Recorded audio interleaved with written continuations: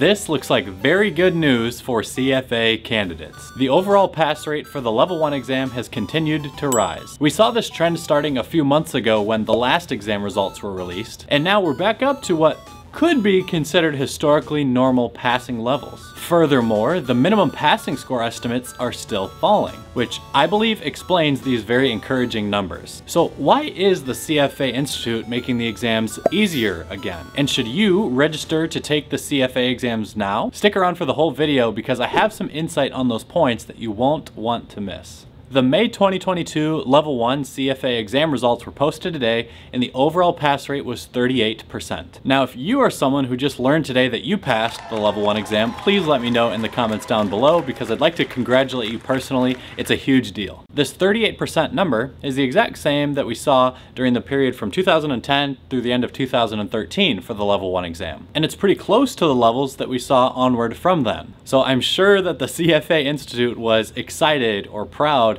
to post these higher pass rates. If you remember a few months ago from when the pass rate started improving, the CFA Institute made a direct comment about it. He was pretty quick to say, "I told you so" in the media, basically saying that the pass rates were rising because candidates no longer had their study schedules interrupted by exam cancellations due to the pandemic. And I'm sure there is some level of truth to that, but it still doesn't explain what is likely the biggest factor with these improving pass rates, and that's that decreasing minimum passing score. A lower minimum passing score is literally the institute just turning a dial and making the exam generally easier. Why would they do that? The prevailing theory here is that the CFA Institute feels like they may need to make up for lost ground when many candidates failed the exams over the past 2 years since the pandemic started in an effort to get the pass rates back to historically normal levels, which they're pretty close to now. But based on conversations that I've had with a couple of people who may have some insight into what the CFA Institute is dealing with and what they're doing, there is a bit more going on there than meets the eye. The CFA Institute has likely had some trouble getting the standard settings quite right since they switched to the CBT, or the computer-based testing method, in 2020. That new testing model, combined with cancellations from the pandemic where candidates had to reschedule their exams, I think made it very difficult for the Institute to determine what a minimally qualified candidate, what they sometimes call their JQC, should have performed like or could have performed like on a regular CFA exam, just like they had accurately been able to benchmark for decades and decades throughout history. To me, getting back to this lower minimum passing score evidenced by the higher published pass rates shows that the Institute has likely gotten a handle on the standard setting method, and they've found maybe what you could call the sweet spot, either amongst the standard setters who determine what a minimally qualified candidate should be able to answer correctly, or amongst the graders who are saying whether a question was answered right or wrong, or finally amongst those who actually write the questions that get put in on a CFA exam. It could have been that over the past couple of years,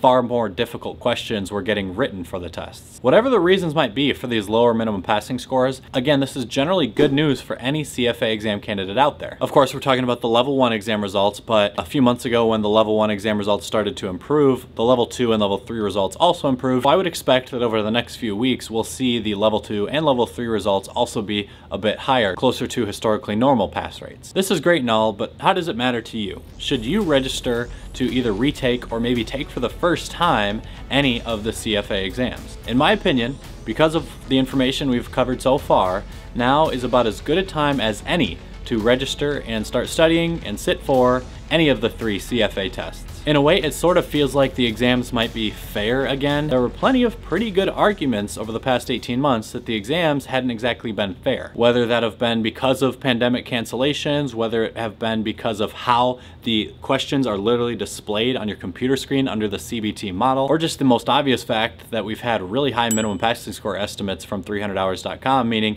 you had to get a lot more questions right to pass relative to historical standards. I'm really laying it on there, I know, but all those factors are seemingly being remedied by the Institute. This is generally a good thing. I think the exams could be considered more fair once again. And I know this is an important question for many of you because I've gotten maybe hundreds of comments now with folks going, hey, I took the level 1 exam and then maybe I failed level 2 and I just haven't gone back to the program. Or college students going, when should I take the level 1 exam? When should I register? When makes sense? There have been a handful of instances where my answer has been, it could be an okay time to just forego sitting for one of these exams. You just have to remember how much of your life really needs to be dedicated to effectively study for one of these CFA tests. It's a huge decision. It's a significant sacrifice that you have to make if you want to study the right way. To make that big of a decision in an environment where it felt like, to some people, the exams weren't really fair was not that encouraging. I know a lot of people that didn't ask me chose to skip out on the exams anyway. I'm saying you should seriously look at the benefits that the program might have in your life and your career again, because taking these tests makes more sense now than it may have at any point in the last couple of years, and that could be a pretty encouraging thing. I expect that, not just because of me giving that advice obviously, but because of what candidates or potential candidates are seeing with these pass rates now, that we're going to see a huge surge in the number of people sitting for CFA exams. Those numbers have been extremely low since the beginning of 2020. Obviously they were close to zero once the pandemic started, but even once the lockdowns were over, we've still seen, by historical standards, very low quantities of people come out to sit for the CFA exams. A major factor in those low turnouts inevitably has to be the extremely low pass rates that we've seen. Come on, it's not like people aren't getting careers in the finance field anymore, or even though there has been some talk about this, in general, there's no widespread belief that the CFA program is no longer valuable. It's probably just been the logistics of getting to sit for an exam and the difficulty of being able to pass one of the tests recently. So because of that, yes, I think there are going to be far more people taking these exams, which if you're someone looking to get into the finance industry in the next few years, that also means far more of your peers may become CFA charter holders during that next few year period of time. From a competitive standpoint, that gives you all the more reason to consider sitting for one of these tests, enrolling in the program, and trying to become a charter holder. It might be a really beneficial thing for you to do. And you actually have more than a 1% chance of getting through all 3 tests now, which is cool.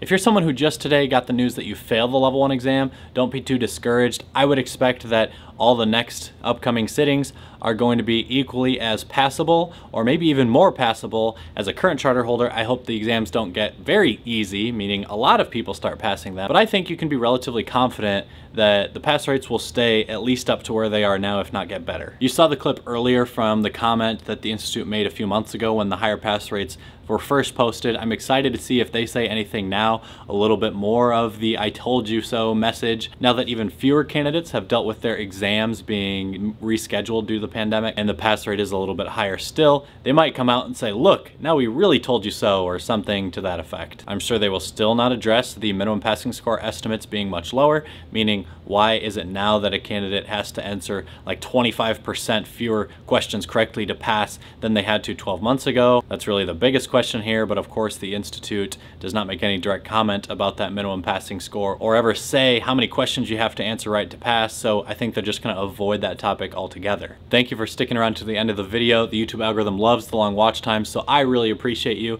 If you could, please like this video, subscribe to the channel if you haven't already, and as always, have a good one.